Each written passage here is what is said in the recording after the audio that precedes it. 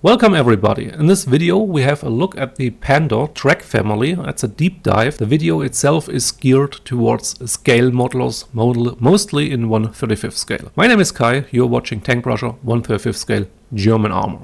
I'm sure some will ask, how can I get the files, the digital ones you see right in front of you? Yes, they are printable items. You can print at home and assemble, save a lot of money. They are available on my Patreon only during September 2023. More about that at the end of the video. I want to speed right into the topic itself. So without further ado, let's start the video. In case you're just looking forward to replace your tracks on your Tamiya kit or just want to get rid of rubber band tracks in general and are not too interested into deep diving that topic, there are two main standard patterns you have to be aware of. This is the early pattern. You use it for every model designation D chassis in a nutshell, and everything that is not model designation D will get the late pattern. In no case is your Panther 2 getting a Panther track, a standard Panther track. They use King Tiger transport tracks, a special pattern I will talk about a little bit later into the video. If that's all, thanks for watching and I hope I catch you guys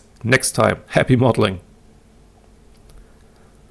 Okay, still there? No, let's really start deep diving. We'll start here at the end of 1942, start of 1943, the time period when the Panther Tank actually realized these first roughly 8 to 10 vehicles, we don't have an exact date, they used a different style of track pin than compared to any other Panther down the line. It was a track pin with a notch cut out and some sort of wire spring ring added to it. Right now I do not know how this looks exactly, so this is a simplified shape. That's the only simplification, major simplification here in this release. I will most likely replace it within this month as soon as I have some evidence how this really could have looked. However, right now this will do the trick to get the most prominent feature, and this is the notch in the track pin. Track link itself, the early type, is identical to the other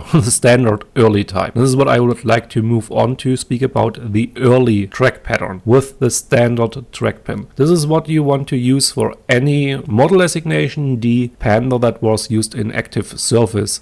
This is what you want to use for any model designation D Panther that was used in active combat service. For example, your Kursk Panther, the Abteilung 51, 52, these sorts of things. All scale models that are currently available for 1/35 with the topic Panther model designation D will carry this track. The initial ones, only the V2 by Dragon is one you would like to use this track pattern on. But it's a prototype, it's not a combat vehicle, okay? Moving further down the line into an intermediate pattern. I would like to skip this for now, talk about the late pattern first, so we can really understand what is happening here in the intermediate pattern. Let's have a close look at the late pattern first. We have the standard track pin with the standard guide horn. Everything is nice and fine, not all too much has changed. The main change in relation of 1/16 scale, 1/35 scale and the smaller scales below is you have now these, on the Krauser bar you have now these Gleitschutzstollen, we call them chevrons, I think is the term you use in English. They will be present for the rest of the production, and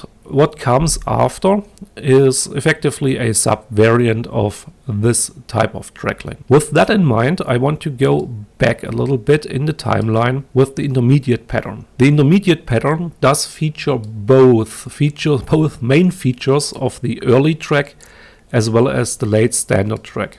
And this means it has the indentation here on the center profile, left and right of the center, these indentations, as well as it has the Gleitschutzstollen or chevrons. It is very hard to identify this type of track link on wartime photographs. As you can imagine, the stuff clogs up with dirt, and once a track link is rather worn, it will not show up anyway. In terms of scale model, I would use this type of track link for Panther Ds with factory applied Simmerit. There were very few of them. I think about a Command Panther with factory fitted Simmerit. Usually Command Panthers were a little bit longer members of the production line, and that's what I will use this track link for. There are quite a few emerging from collector hands, though I do not actually know how many there were produced and how commonly known this feature was. You have to see in a collector's perspective, a track link with unique features is multiplying the base value of the item usually, and it will not be a accurate representation of the production numbers. However, this one here was posted with very, very interesting cast markings. I try to capture as much as I can here for you in 1/35 scale. The next sub-variant, or the first sub-variant of the late style track link, is the Panther track link. About July 1944, these type of track links emerged having a end spike. They were exclusively produced by CRQ, that's a manufacturing code, and they were only mounted to Panther. Not every Panther was carrying this type of track, but all of these tracks were carried by Panthers. In terms of model designation or Panther subvariants, July 44, we are about halfway through, I think, the G1, correct me if I'm wrong. So if you use the early G1, you will use the late standard pattern, or you use for everything else G2 and stuff, you want to use this one. According to Panther Tracks, most Panther were fitted with this type of track link. Moving on into the next sub-variant for a late track, this is something special. This is a unicorn. There's only, I think, a handful of in collector's hands and one in the museum at least. And this is a Panther track link with a solid guide horn. This would be my choice for model designation F in these 1946 scenarios. In a nutshell, the Panthers were equipped with steel wheels during the end of production. The model designation F would have come with steel wheels as soon as the production supply of rubber wheels ended. Now, if we look close at a Panther guide horn, it is a very, very flimsy construction by its own. And as soon as you switch over to steel wheels, they are pretty merciless to the track. Type of track is more or less an experimentational pre-series or whatnot. At least it's assumed it is. Or to look at this from a different perspective, maybe to simplify production. The Panther 2, even though it's not topic of my Patreon this month, these files here are on cards if you still want them.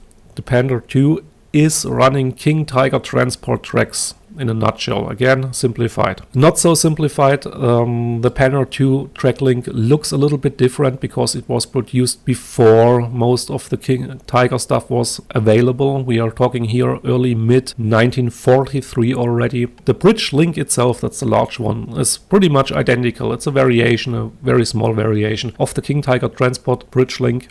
For the sake of 1/35 scale, you will not be able to tell any difference. However, the connection links, the two smaller ones here, they have a wavy pattern on the Panther 2 that is not present on the King Tiger anymore. For track links, this actually summarizes the track family. However, we have to talk at least about two accessories or one type of accessory in two variants, and this would be a device called Mittelstollen. That's a device you mount to the center of the track. It latches in the front with a hook, and it has two locking mechanisms here in the rear.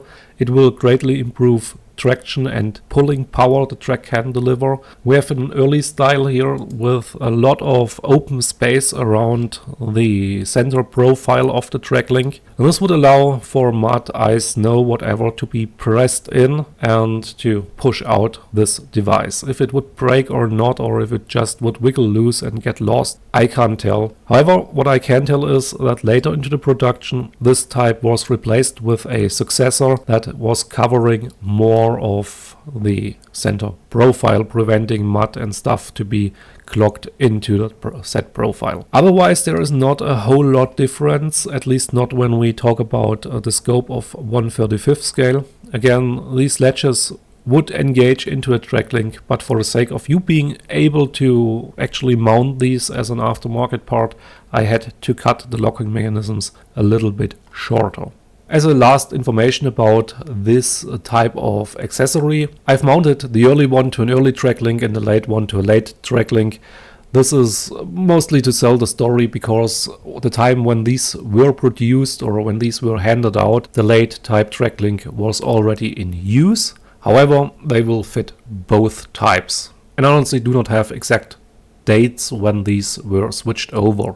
Let me briefly talk about the design history of my digital one. On the right side there's a track link I designed back in 2020-2021 when 3D printers had pretty basic capabilities and resins were rather useless for 1/35 scale, at least for high detail resolution. Now in 2023 we look at a completely different representation of the technology and its capabilities, of course, and therefore this is now a major rework of the complete track family. For 1/35 scale I kept the functional dimensions, so I'm pretty sure this will fit on every brand. However, I am currently on my holidays. I have no Panthers accessible to me. Therefore, the Patreon release is to be seen as an early access. If you don't hear from me by the end or start of the next month, by the end of this month, start of next month, as long as you don't hear from me, they are a stable release by then.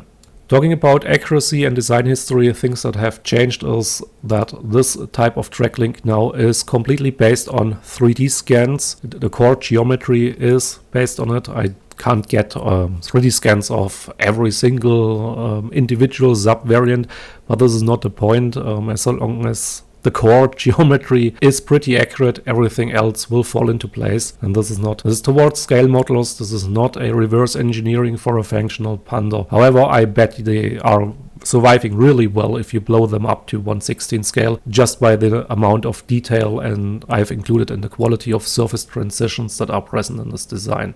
Something odd I want to talk about is when you work with 3D scans, they reveal a lot.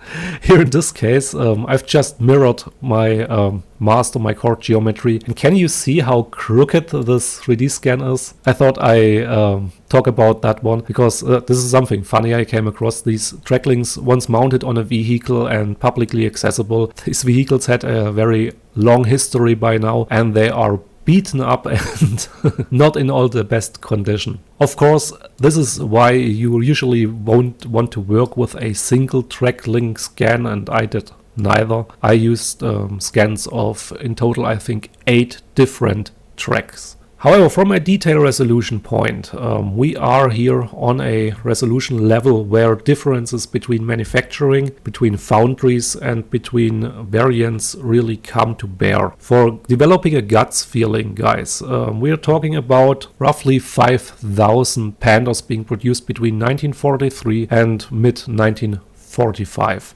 This is a lot. If you think about it, just for the guts feeling, 200 track links per vehicle, rounded, 5,000 of them, 1 million different track links. We have a complete assortment of different cast markings that are known. Here, for example, HEH, here CBV, CKC and whatnot. A lot of foundries were involved in the manufacturing process, and since they were casted, a whole lot of master links were involved. So please do not jump at me for capturing features that are only exclusive to a few variants or to a foundry, to a manufacturing. This is how the cookie crumbles when it comes to where the 3D scans is from.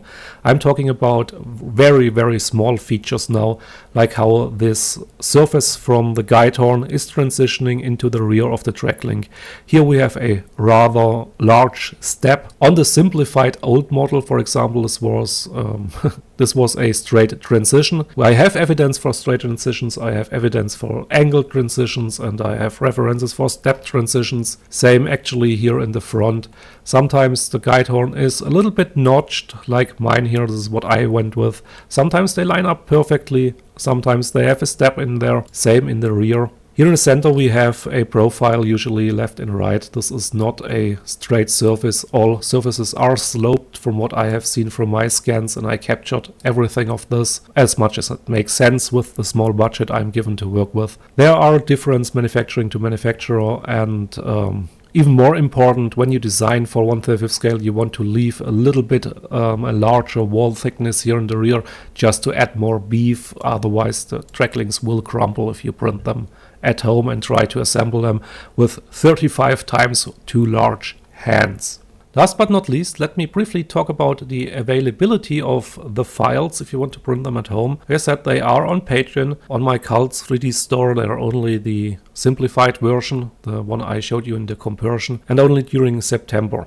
I have currently no intention of making them available after September. However, some of them may come back in different other projects. Last but not least, guys, I would like to thank you guys on Patreon for making it possible for me to design with 3D scans. Even though it takes a lot of time to do so, and we are far from breaking even doing it that way. I hope you are happy with the files, and yeah, I just want to thank you for making it possible for me to run the 3D scanner and work with professional software here. For those who are interested in the Patreon or what this whole thing is about, I am doing upgrade parts in 1/35 scale with the focus of German World War II armor. New topic every month. Patreon is what sets the possibilities and the limits to what I'm able to do. These track links took a lot of time and actually a few tries to realize them scan-based. And I'm hoping you are happy with the result. If you want to reach out, try Facebook. It will be your best bet. Thanks for watching. Enjoy your modeling. Have a nice day. See you guys.